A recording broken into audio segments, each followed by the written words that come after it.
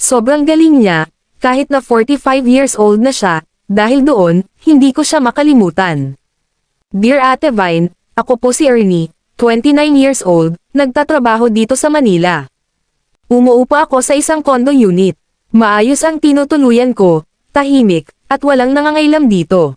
Meron akong kapitbahay na mag-asawa, si Jonah, 45 years old, at ang kanyang asawa na isang negosyante, nasa 60 years old na ang asawa niya, at palaging wala, pangatlong asawa na daw ito ni Jonah. Palagi kasi kaming nagkakasalubong sa unit namin, kaya nagkakilala kami. Hanggang sa may time na kumakatok na siya sa unit ko, para magbigay ng pagkain, pag nagluto siya ay nagbibigay siya sa akin. Hanggang sa isang gabi, kumatok siya sa unit ko, at nakainom at umiiyak, dahil birthday daw niya, at hindi man lang naalala ng asawa niya, dahil nasa out of town daw ito, kaya pinapasok ko, at kami ang nag-inuman, sinabayan ko ang gusto niya, dahil close naman na kami. Isa pa parang nasa 30s pa lang siya sa hitsura niya, maganda, slim, makinis.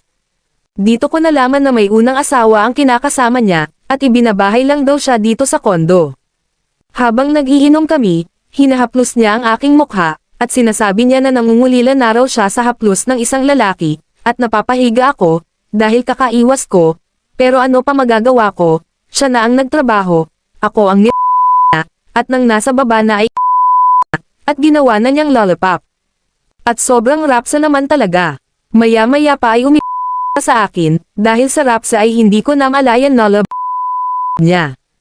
Hindi pa iyon natapos, hindi niya ako tinigilan, binuhay niyang muli ang aking tulog na alaga. Aba grabe, ang galing niya, ilang minuto lang talaga, nagising na ulit ang alaga ko. At ako naman ang nagtrabaho, hindi ko alam kung nakainom lang siya kaya sobrang wild niya. Halos sumasakit ang katawan ko sa kakahawak niya, yung tipong bogli na talaga siya, at sobrang basang talaga. Kinabukasan, parang walang nangyari. Parang magkapit-bahay lang talaga.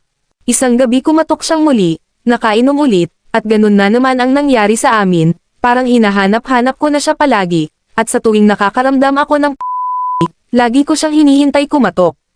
Tumagal din ng 6 na buwan ang ginagawa namin, hanggang sa hindi na siya kumatok. Palagi akong naghihintay na kumatok siya, pero wala, sa tuwing nakakaramdam ako ng ginagamit ko ang Mariang palad ko. At siya ang iniisip ko para makatapos ako, hindi ko na rin siya nakikita sa labas.